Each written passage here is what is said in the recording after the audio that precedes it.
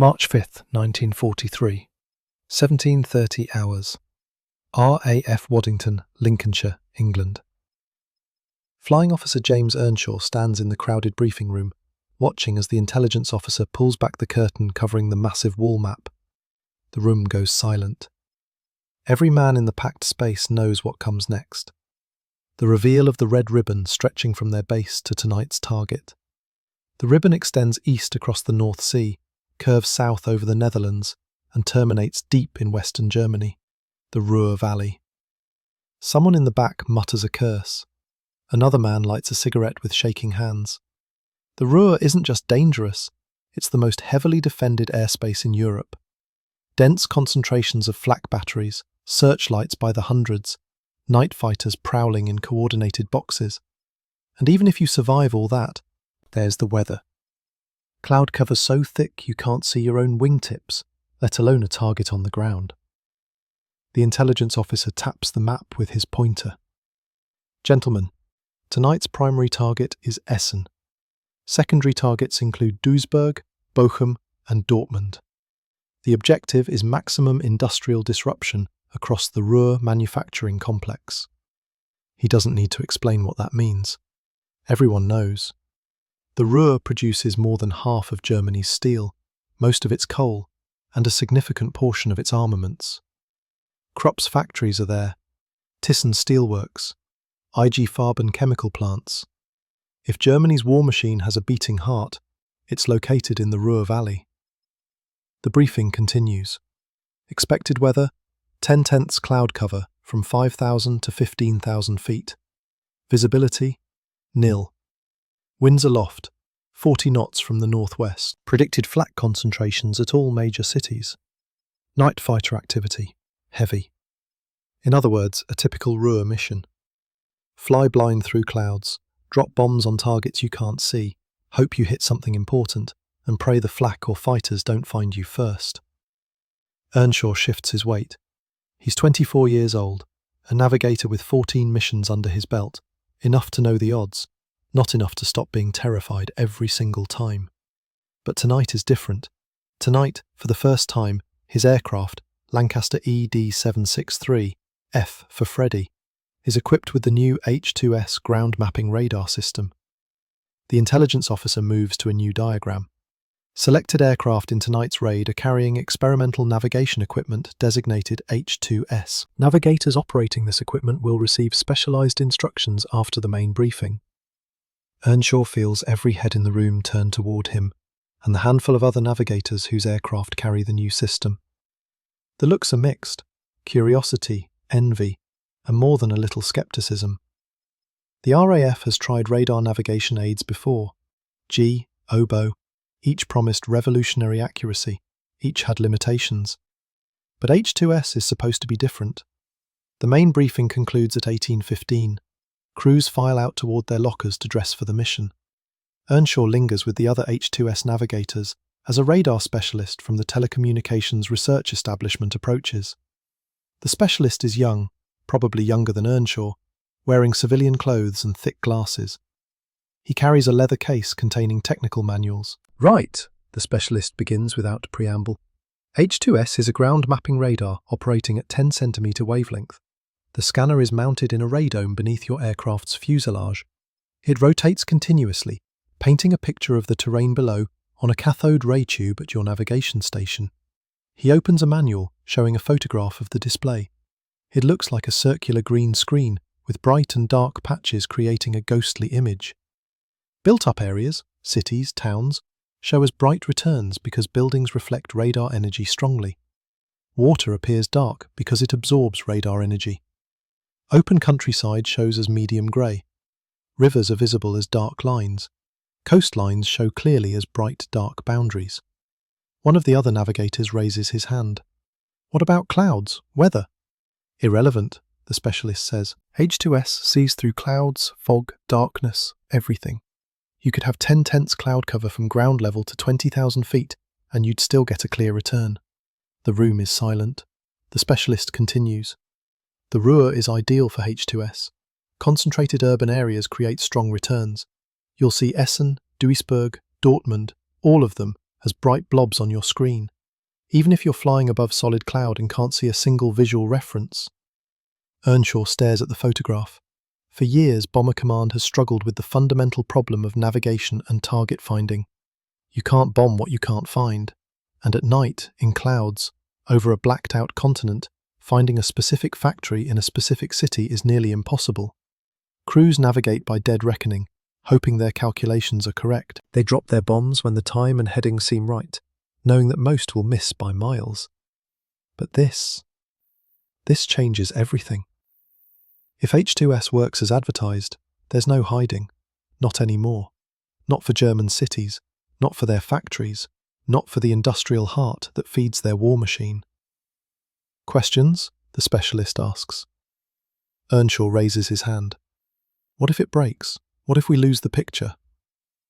Then you navigate conventionally, but the system has proven reliable in trials. Just don't let the aircraft take severe combat damage to the belly radome. A direct hit there, and you're done. Another navigator. Are the Germans jamming it? Not yet. They may not even know it exists. That's why it's critical you do not, under any circumstances, allow the equipment to fall into enemy hands intact. If you're going down, the pilot has orders to ditch in the sea, not crash on land. The system must be destroyed rather than captured. Earnshaw feels the weight of that. The Germans have radar too. They invented it, arguably.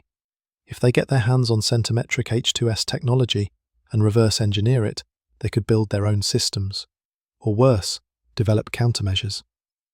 The specialist distributes operations manuals. Read these on the aircraft, switch on procedures, range scales, troubleshooting. And remember, what you see tonight stays classified. No discussing specific radar capabilities in letters home. No bragging in pubs. Operational security is paramount. The briefing ends at 1900. Earnshaw heads to the locker room. 1945 hours. Crew room. The 7-man crew of F for Freddie gathers around a wooden table, drinking tea that tastes like boiled socks. Pilot Officer David Maitland, the skipper, is a soft-spoken Canadian with 22 missions completed. Flight Engineer Sergeant Harris checks fuel calculations. Bomb aimer Sergeant Cooper jokes nervously about flak. Wireless operator Sergeant Davis tunes his radio. The gunners, mid-upper and rear, clean their Browning .303s with religious devotion. And Earnshaw spreads his charts across the table, reviewing the route one more time. Maitland watches him. So, Jimmy, this H2S box, does it actually work? Don't know yet, Earnshaw admits. First time using it operationally.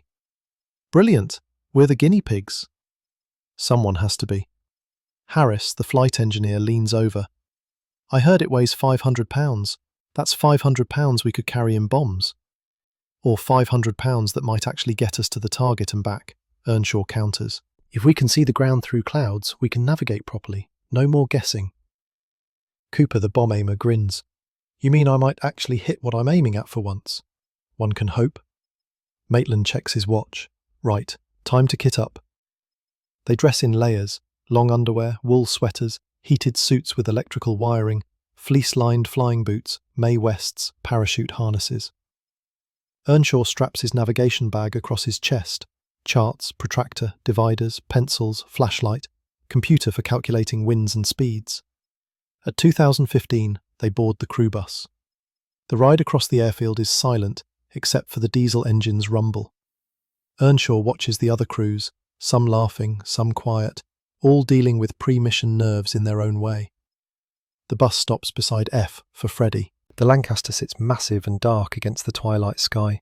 4 Merlin engines silent, bomb bay bulging with 14,000 pounds of high explosive and incendiaries.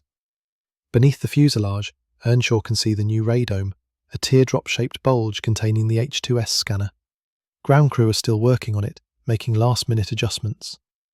One of the technicians sees Earnshaw looking and gives a thumbs up. All set, sir. She's working beautifully. Earnshaw nods, not trusting himself to speak. They climb aboard through the rear door.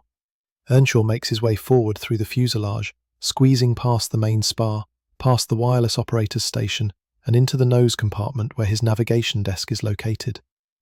The H2S display is mounted to his right, just above knee height. A circular screen, maybe 9 inches in diameter, currently dark. A bewildering array of switches and knobs surrounds it. Range selector, brilliance, focus, gain. Earnshaw pulls out the manual and begins reading by flashlight. Around him, the crew settles in. Maitland and the flight engineer in the cockpit running pre-flight checks, gunners in their turrets, Cooper in the nose, Davis at his radio desk. At 20:45, the Merlins cough to life. The entire aircraft vibrates as 1,460 horsepower per engine spins the propellers. The noise is overwhelming even through Earnshaw's leather helmet. Maitland's voice crackles over the intercom. All stations check in. One by one, the crew reports ready. Navigator ready, Earnshaw confirms.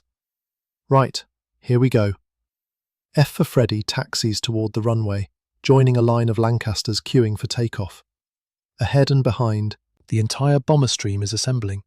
234 aircraft from multiple bases, all converging on the Ruhr. At 2100 hours, F for Freddie reaches the runway threshold. Maitland runs up the engines, checking magnetos. The Lancaster strains against the brakes, shaking with barely contained power. Green light from the control tower. Maitland releases the brakes. The Lancaster surges forward, accelerating slowly under its heavy bomb load. Earnshaw watches the airspeed indicator climb. 60 knots, 80, 100. At 115 knots, Maitland rotates. The nose lifts. The rumbling of the wheels stops. They're airborne. Earnshaw checks his watch and makes the first log entry. 21:02 hours, airborne Waddington. Ahead lies the North Sea. Beyond that, the clouds. Beyond that, the Ruhr. And tonight, for the first time in history, Bomber Command will see through the darkness. Section 2. Over the North Sea, 21:45 hours. 12,000 feet, 60 miles east of the English coast. The Lancaster climbs steadily through broken cloud, the Merlins droning their endless mechanical harmony. Earnshaw sits hunched at his navigation desk, his face illuminated by the soft glow of his chart light. Outside the small window beside him, there's nothing but darkness and occasional glimpses of moonlight on clouds. He's been updating his position every 6 minutes, using a combination of dead reckoning and G radio navigation. The G system works well over England and the near continent, displaying hyperbolic lines on a small cathode tube that let him fix his position to within a few miles. But G has a range limit. Soon, as they penetrate deeper into Germany, the signals will fade, and then he'll be navigating the old way: compass heading, airspeed, wind calculation, and hope. Unless H2S works. Earnshaw glances at the radar display. He switched it on 20 minutes ago, following the manual's procedures. The screen glows green, the scanner rotating beneath the aircraft. But so far, the picture is mostly meaningless. Scattered returns from the sea below, noise, ghosts. He adjusts the gain control. The picture changes, becoming slightly clearer. He thinks he can see the English coastline behind them, a faint, bright, dark boundary at the edge of the screen. Maybe. Or maybe he's seeing what he wants to see. Maitland's voice crackles over the intercom. Navigator, pilot, what's our position? Earnshaw checks his plot. Approximately 53 degrees 30 minutes north, 2 degrees east. On track. ETA Dutch coast 2208. Copy. Climbing to 18,000 feet. Getting cold up here. The Lancaster continues its climb. The temperature drops. Frost begins forming on the inside of the fuselage.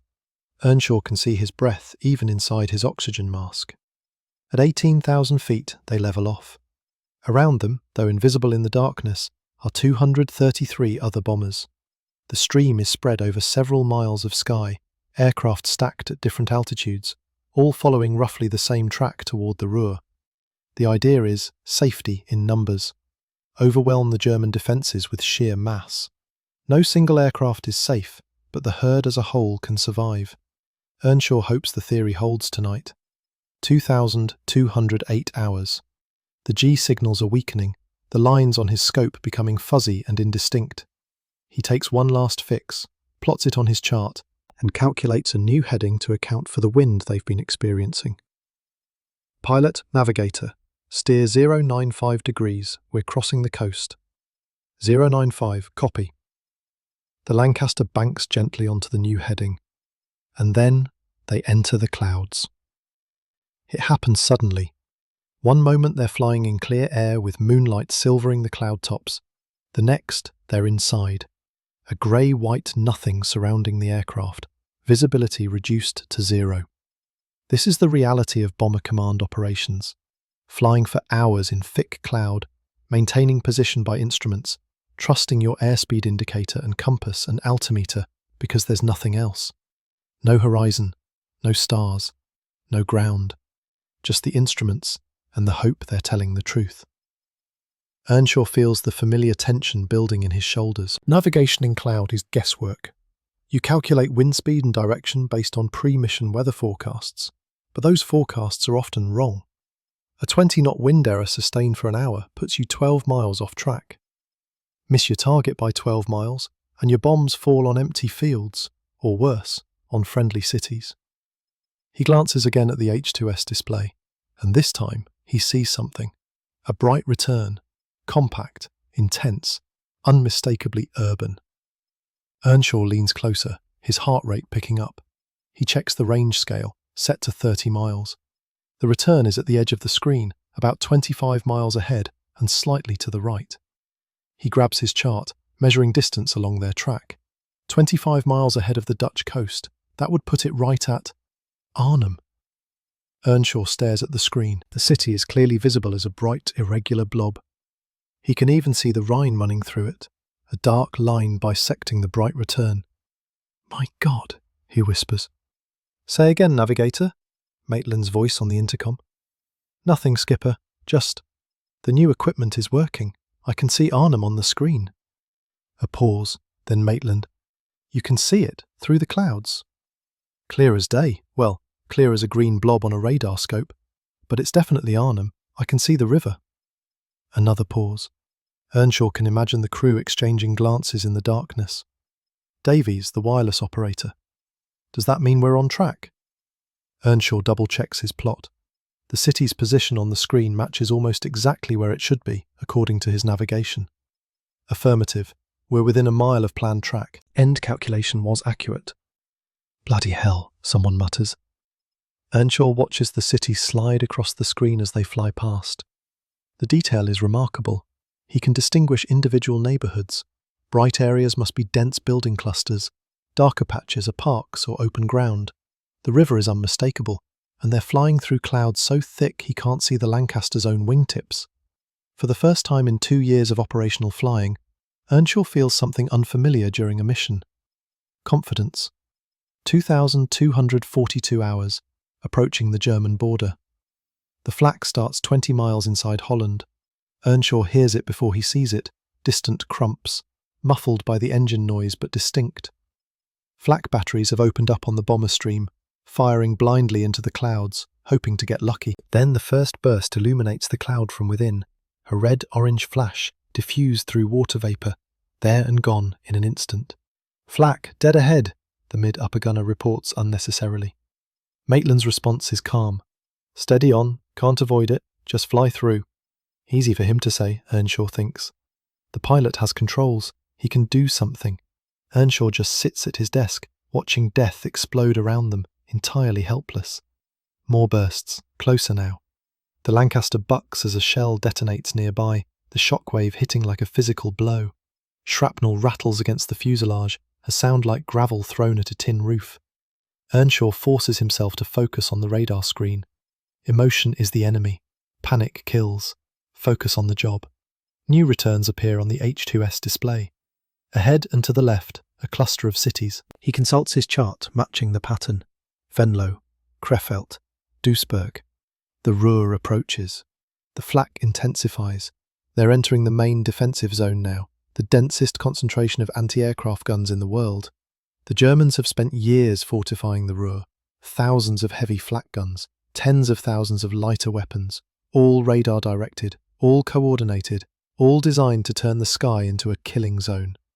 A Lancaster explodes off to the left. Earnshaw sees it through a break in the clouds, a flash followed by burning debris falling through the night. No parachutes. 7 men gone in an instant. Jesus Christ, someone says over the intercom. Radio silence, Maitland snaps. Unless you've got something useful to say. The flak is continuous now. Bursts above, below, to all sides. The Lancaster flies through an inferno, shells detonating close enough that Earnshaw can feel the heat through the thin aluminium skin. A shell explodes directly beneath them.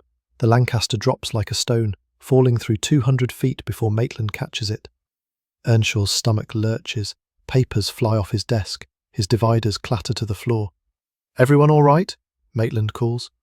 Check-ins from each station. Everyone's still alive. The Lancaster is still flying. Earnshaw retrieves his dividers and refocuses on the H2S screen. And there it is. The Ruhr Valley, spread before him on the green radar scope like a map drawn in light. Duisburg appears first, a massive bright return on the left side of the screen. The Rhine is clearly visible, a dark snake winding through the city. Docks along the river show as particularly bright returns.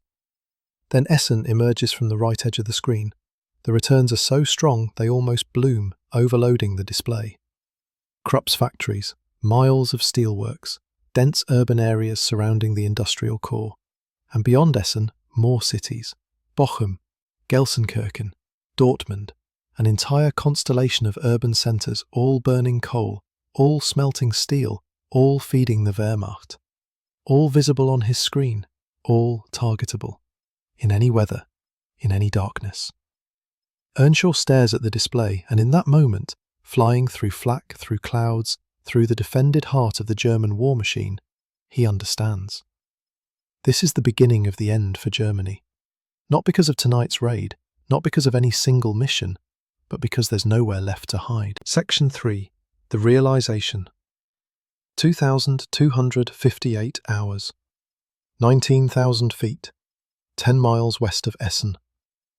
The bomber stream is converging on the target. Around F for Freddie, though invisible in the clouds, 233 other aircraft are maneuvering into attack formation. Pathfinder aircraft with specialized crews are already over Essen, dropping target indicators, brilliant colored flares designed to mark the aiming point for the main force. But tonight, for the first time, the Pathfinders aren't relying solely on visual identification or dead reckoning. They have H2S too. Earnshaw watches his screen. Essen fills the display now, a complex mass of bright returns. He can distinguish different districts. The Krupp complex is particularly bright, acres of factory buildings, all showing as intense radar echoes. He compares the radar picture to his target maps. The correlation is remarkable. Features he was briefed on, certain canals, railway junctions, the distinctive hook of the river, are all visible on the scope. "Navigator to bomb aimer," Earnshaw calls over the intercom. "I have Essen clearly on H2S. Range 7 miles. Bearing 093 degrees. Cooper's voice comes back. "Can't see a bloody thing visually, still in solid cloud. But I can see flares ahead. Pathfinders must be dropping." Through the clouds, a red glow appears. Target indicators burning through the overcast. Not clear enough to aim by, but proof that other aircraft are already bombing. "Pilot, bomb aimer. Commencing bombing run. Bomb doors open." Maitland. "Doors open. Steady." The Lancaster slows slightly as the bay opens, drag increasing. Wind howls through the fuselage. The flak intensifies.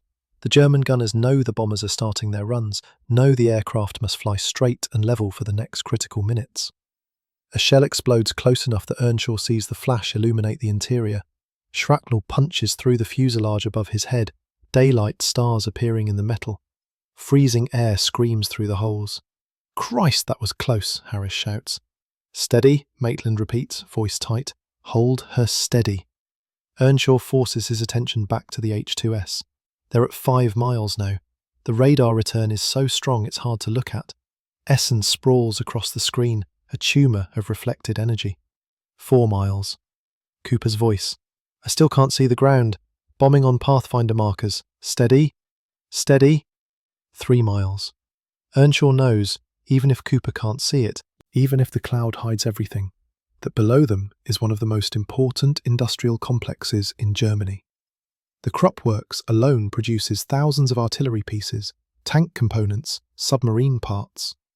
Thyssen's steelworks feeds the entire German military machine, and for years it's been largely untouchable at night, too hard to find in darkness and cloud. Bombs fell, yes, but scattered across the countryside, hitting farmland and villages while the factories continued production. 2 miles.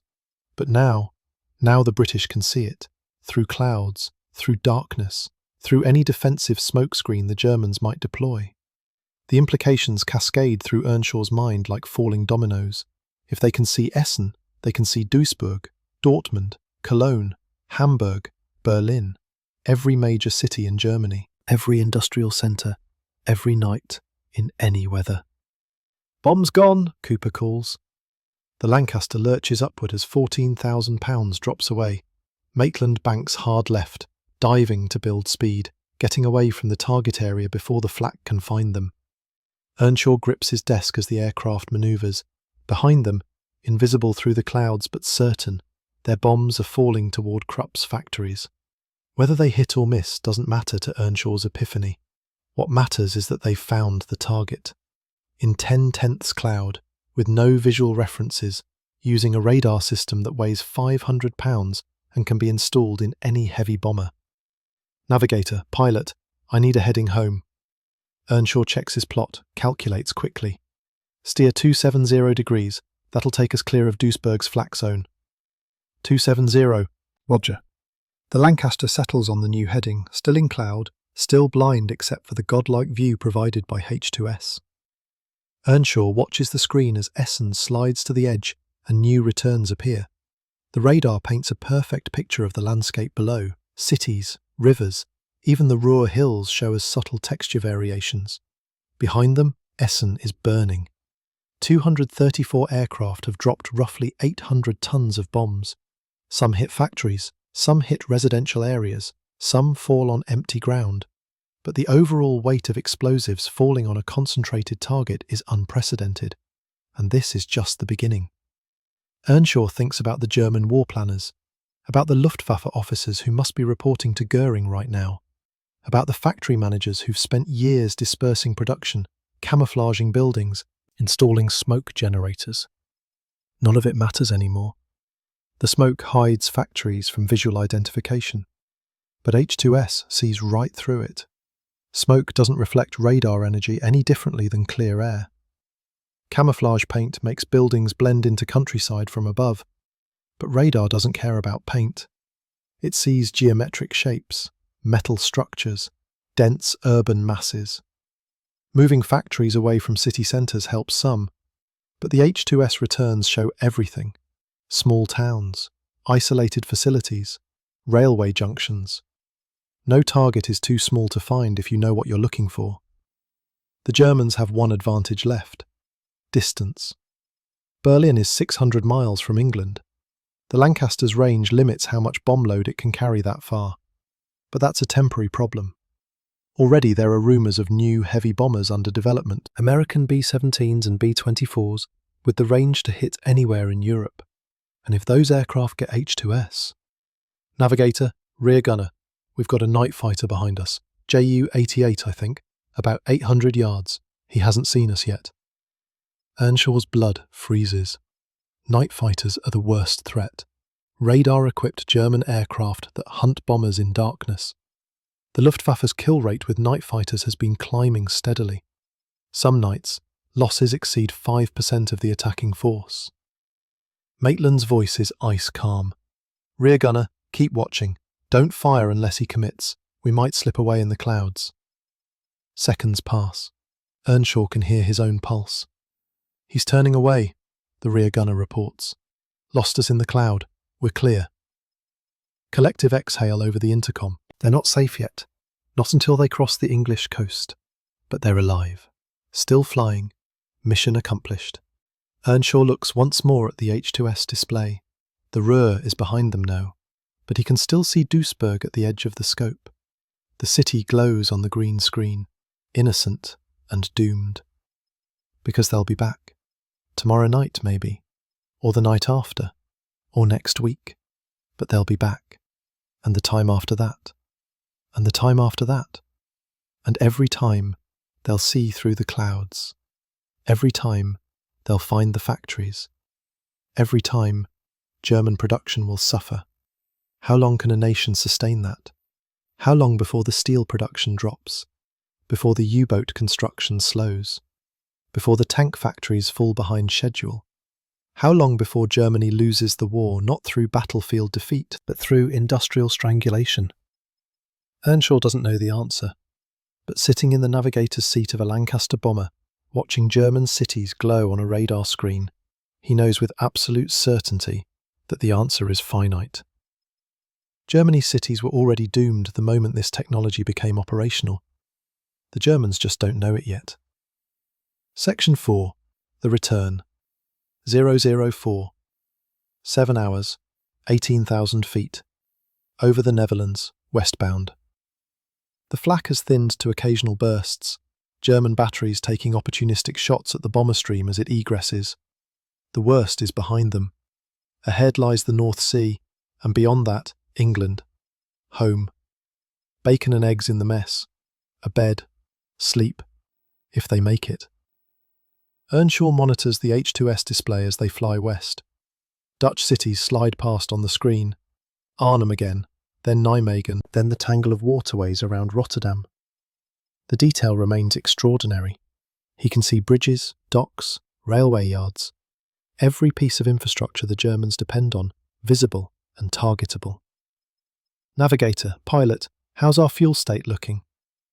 Earnshaw confers with Harris, the flight engineer, who's been monitoring consumption. Should be adequate, skipper. We'll cross the coast with about 400 gallons remaining. Tight but manageable. Good. The Lancaster drones on through the darkness. They've been airborne for nearly 5 hours. Everyone is exhausted, the adrenaline of combat giving way to crushing fatigue. Earnshaw's eyes burn. His back aches from hunching over his desk. His hands are cramped from gripping pencils and dividers. But he can't stop looking at the H2S screen. Every few minutes he glances at it, watching the world below, revealed in ghostly green light. He's seeing things no navigator in history has ever seen while flying blind through clouds. The technology feels like magic, like cheating, like some fundamental rule of warfare has been broken. 012 8 hours. They cross the Dutch coast. Earnshaw sees it on H2S first, the characteristic bright dark boundary of a coastline. Then they break out of the clouds, emerging into clear air over the North Sea. Moonlight floods the cockpit. After hours of flying blind, the sudden visibility is startling. Earnshaw can see other Lancasters now, dark shapes against the moon-silvered clouds, all heading west, all survivors. How many didn't make it? 10 aircraft? 20? The casualty reports won't come until morning. Looks like we're not alone, Maitland observes. Must be a dozen bombers in sight. They fly on. The adrenaline is completely gone now, replaced by bone-deep exhaustion. Earnshaw plots their position using G, which is working again now that they're in range of English stations. The familiar coastline of Lincolnshire approaches. 0203 hours. They cross the English coast. Home. All stations, pilot. Well done, everyone. We'll be on the ground in 20 minutes. The Lancaster descends toward Waddington. They join the circuit, waiting their turn as other bombers land ahead of them. Earnshaw watches through the window as Lancasters touch down one by one, their landing lights bright in the pre-dawn darkness. At 0224, F for Freddie touches down. The wheels chirp on runway. Maitland brakes carefully, mindful of the worn tyres. They taxi to dispersal. Engines shut down. Sudden silence, broken only by the ticking of cooling metal. Earnshaw sits for a moment, not moving. His legs are numb. His hands tremble slightly. Post-mission shakes, perfectly normal, nothing to be ashamed of. They survived. He survived. And more importantly, H2S worked. 0245 hours. Debriefing room. The crew sits around a wooden table, smoking cigarettes and drinking tea while an intelligence officer asks questions. What was the cloud cover? What flak concentrations? Did you see the target? Where did your bombs fall? Did you observe enemy aircraft? Maitland answers most questions. The rest of the crew fills in details. Cooper describes the Pathfinder flares. The gunners report the night fighter contact. Harris discusses fuel consumption. Then the intelligence officer turns to Earnshaw. And how did the H-2S perform, flying officer? Earnshaw chooses his words carefully. Even here, even in debriefing, the equipment is classified. It worked as briefed. I was able to identify all major urban areas along the route. Target identification was positive despite cloud cover. You saw Essen on the radar? Clearly, including specific districts and the Krupp complex. The intelligence officer makes notes. Excellent. The TRE boffins will be pleased. This data helps validate the system for wider deployment. Wider deployment. Earnshaw imagines it. Not just a handful of experimental aircraft, but entire squadrons, entire groups. Every Lancaster and Halifax in Bomber Command, equipped with H-2S. Thousands of bombers, all able to navigate and target in any weather. The intelligence officer asks a few more questions, then dismisses them. Right, that's all. Good show tonight, gentlemen. Get some rest. The crew staggers out into the pre-dawn cold. Transport trucks are waiting to take them back to the mess. Earnshaw climbs aboard, sitting next to Davis. Hell of a thing, that radar, Davis says quietly. Seeing through clouds like that? Yeah. Changes everything, doesn't it? Earnshaw looks at him. Yeah, it does. They ride in silence. Around them, other crews are piling into trucks, laughing with the relief of having survived another mission. Some are quiet, thinking about friends who didn't come back. Such is the rhythm of Bomber Command, elation and grief, often within the same hour. The truck drops them at the mess. Inside, breakfast is being served. Bacon, eggs, toast, tea. The smell is heavenly. Earnshaw realises he hasn't eaten in 12 hours. He fills a tray and sits. The food is good, better than it has any right to be. He eats mechanically, fuel for his exhausted body. Maitland sits across from him. You all right, Jimmy? Just tired. No, I mean, you've been quiet since we landed. More than usual. Earnshaw considers how to answer, how to explain what he realised over the Ruhr. I was just thinking about the Germans. What about them? They don't know, do they? About H-2S. About what we can see. Intelligence said they might not. Why? Earnshaw sets down his fork. Because if they knew, if they really understood what we can do now, they'd be terrified. Maitland studies him. We've always been able to bomb their cities. Not like this. Not reliably. Not in any weather, any night. Before, they could count on clouds for protection. Winter weather meant fewer raids. We'd come over, drop bombs more or less randomly, hit some targets by luck. But now we can see them. Every night if we want. Every factory, every rail yard, every city. There's no weather defence anymore. No hiding in clouds. No waiting for winter storms to ground our bombers. Earnshaw leans forward. We're going to burn their cities one by one, and they won't be able to stop it. Maitland is quiet for a moment, then, good. After what they've done, the Blitz, Coventry, all of it, they've got it coming. Earnshaw nods. He's not questioning the morality.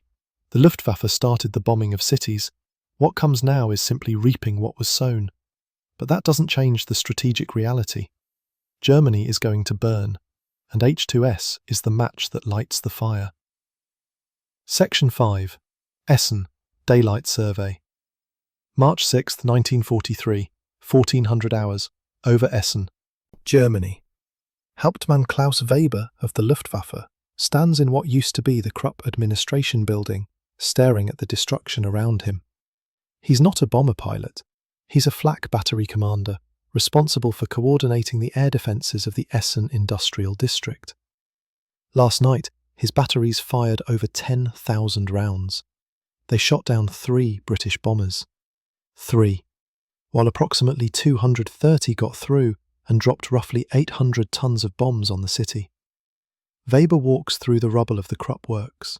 A building that housed machine tools is now a collapsed pile of brick and twisted steel. A factory that produced artillery tubes is burning.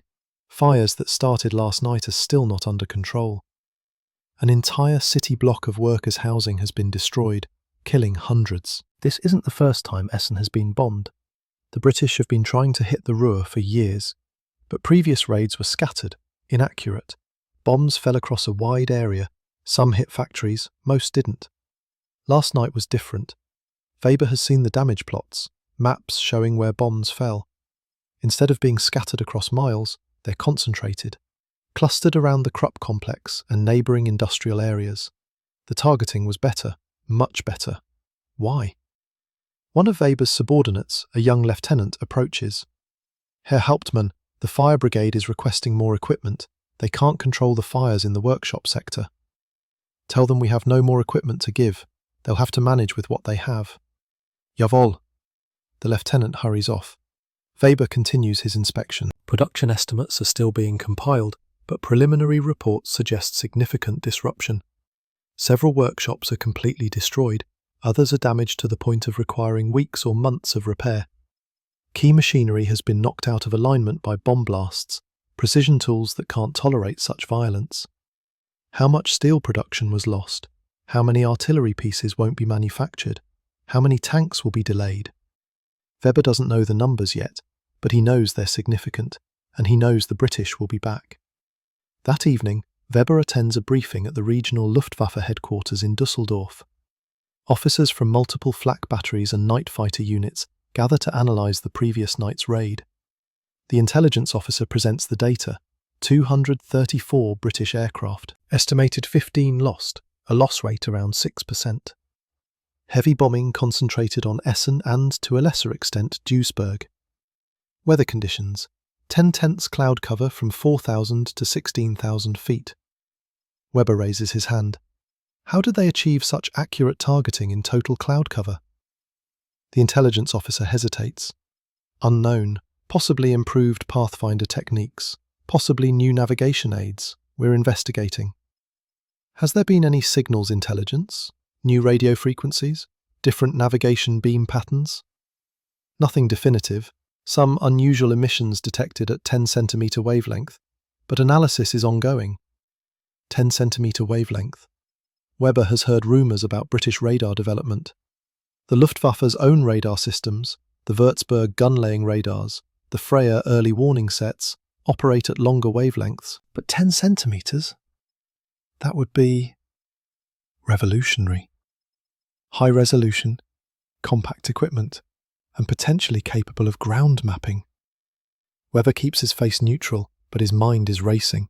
If the British have developed a centimetric ground mapping radar, the implications are catastrophic. It would mean they can navigate and target in any weather. No cloud cover would be safe. No smoke screen effective. Every city in Germany would be vulnerable every night. The briefing continues. The general in charge discusses reinforcing flak defences, adding more searchlights, increasing night fighter patrols. All sensible measures, all inadequate if the British can see through clouds. Weber thinks about the bomber he watched crash 2 months ago, a Lancaster brought down by a direct flak hit. His men searched the wreckage thoroughly. Standard navigation equipment, conventional radios, nothing exotic. But that was 2 months ago. What if the British are deploying new equipment now, fitting selected aircraft as a trial, testing it on operational missions before wider deployment? After the briefing, Weber corners the intelligence officer. This 10 centimetre emission, do we have any crashes from last night that can be examined? 3. 1 in Holland, 2 inside Germany. Recovery teams are en route. I want detailed reports on any unusual equipment found, especially anything related to radar or navigation. I'll see that you're copied on the analysis. Thank you. Weber leaves the headquarters and drives back to Essen. The city is dark, blackout regulations strictly enforced. But even in darkness, the scale of damage is evident. Fires still burn. Buildings are collapsed. The smell of smoke and chemicals hangs heavy. This is the future, Weber thinks. Not occasional raids, not sporadic bombing, but systematic, methodical destruction. Every industrial city in Germany targeted relentlessly until production collapses. Unless the Luftwaffe can stop it. But how do you stop an enemy who can see through clouds? Section 6. The Technical Analysis. March 9th, 1943. Luftwaffe Technical Intelligence Center, Berlin. Oberst Heinrich Müller studies the wreckage spread across the hangar floor. It's pieces of a British Lancaster bomber shot down 3 nights ago near Cologne. Recovery teams pulled it from a crash site in a forest. The crew was killed on impact, unfortunate, because prisoners could have been interrogated about new equipment. But the wreckage speaks volumes. Müller circles the debris. Standard Wright cyclone engines, conventional radio equipment, normal navigation instruments, nothing unexpected, until his technicians found the radome. It was crushed in the crash, but the components inside were recoverable. A rotating antenna, a transmitter-receiver unit operating at approximately 10 centimetre wavelength, a cathode ray tube display with circular scan, ground mapping radar. Müller has seen similar systems in development at German research facilities, but those are experimental, large, unreliable, not ready for operational deployment. Yet here lies proof that the British not only developed a working system, but miniaturized it enough to fit in a bomber and made it reliable enough for combat operations. A scientist from Telefunken, Dr. Werner Hartmann, examines the radar components. He's bald, mid-50s, with ink-stained fingers and thick glasses. "Can you make it work?" Müller asks. Hartmann shakes his head. "Too damaged, but we can analyze the design, reverse engineer the principles." He holds up a piece of the magnetron, the device that generates the high-frequency radar signal.